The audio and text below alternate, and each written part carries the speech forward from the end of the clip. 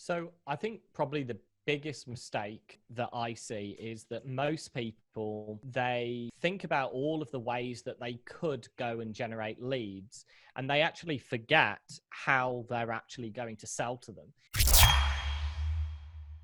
One of the things that you're great at, and obviously to grow businesses the way you've been growing and to grow your marketing agency the way you're doing it right now is lead generation, right? So that's something you talk a lot about. What are some tips you have for the listeners, or maybe some of the mistakes you see most people doing wrong when it comes to lead generation, and kind of what's the remedy? So I think probably the biggest mistake that I see is that most people, they think about all of the ways that they could go and generate leads, and they actually forget how they're actually going to sell to them. Generally speaking, you have to have a conversation with somebody before they're actually going to make a decision to work with you, or there's like a discovery process to find out if they're a fit. So most people see a lot of these tactics out there, whether it's a traffic platform or whether it's some sort of lead generation mechanism or funnel. And they kind of get excited by that. They clue themselves up, but they actually forget that ultimately we're trying to lead people towards actually talking to somebody and making a sale. So they don't progressively profile people to get the information that they need to actually start those conversations from the beginning. And they forget about everything that happens when you're building a list, when it comes to lead scoring or predictive lead scoring, if you can, and ways to know what is the people that you actually want to work with, so that you can spend your time on the most valuable prospects that are more likely to be a fit, to bubble them up into a conversation. So does part of that come down to qualifying, right? So I know you have some really good tips on how to qualify, or even when in the funnel you should be qualifying, even as far as going as deep as where to put your calendar link. Can you share some of those tips with us? Yeah, sure. So I think most people have this vanity metric of how big their list is, or what their kind of net growth is of their list on an ongoing basis. And for those that need to have a conversation to talk to people, that is just like a vanity metric, right? You can generate all the leads under the sun. They can be the cheapest leads in the world. If they don't actually turn into consultations where you can talk about what you do, it's useless. So for me, we have a framework called the phone funnel framework, and it's a very predictable way to drive qualified leads into sales appointments, where we'll actually ask for more information on the front end than most people will ask. And it begins with really getting the main piece of contact information with their phone number at the beginning. Now, most people will teach you that, the more information we ask for, the conversion rate generally goes down. And that's very true. There's other ways to mitigate that, which I'll talk about in a second. But most people don't go in with it with that mindset of thinking, let me get the information in advance. So the phone funnel framework actually is predicated upon communicating with text marketing versus email marketing.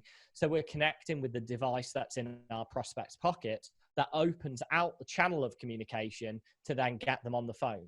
So we can actually start a conversation with somebody, kind of like live chat on a website, and then move those people then into a call. And we can call them if we wanted to outbound them, but that's the best way of doing that. And the phone funnel framework does an exceptional great job of closing people. If you've got a ticket price of say $3 to $36,000, $50,000 or even more, we have some people that are have much higher ticket prices than that, and they just want to work with the most qualified people. They actually need to have a conversation with people. They're more of a sophisticated buyer.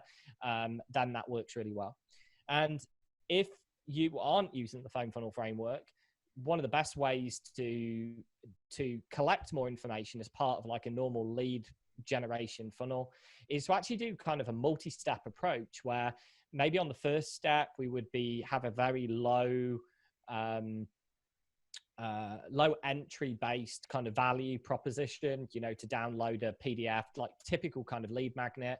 But then on the second step, we would actually ask some profiling questions and even ask for their phone number at that point. So the first step, we would get that information. The second step, we've collected it in our CRM system already, or it's been pre-populated on the second step. And then we can ask them, you know, say, for example, you, for your marketing agency, you want to generate the best quality leads. Well, the first step, you can say, look, here's 5 mistakes that whatever your niche is that you're going after are making, download it, or here's a retention guide or whatever.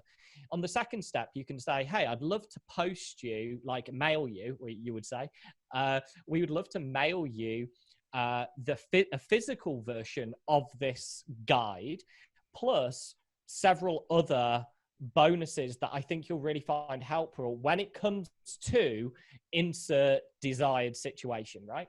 So now you're trading their additional contact information, which is their mailing address, their phone number as well, for that way of now getting more qualified people to see you in multiple modalities. And then in addition to that, you can ask some profiling questions that say what best describes you. And then if you've done your marketing reconnaissance in the right way, when they receive that mail package, in, you know, it will have, let's say it was, you know, you were attracting people in 3 different avatars, like part-time, full-time was a bolt-on business. It would have a headline that would say, if you're looking to start a full-time business, then my guess is insert pain point 1, insert pain point 2, insert pain point 3.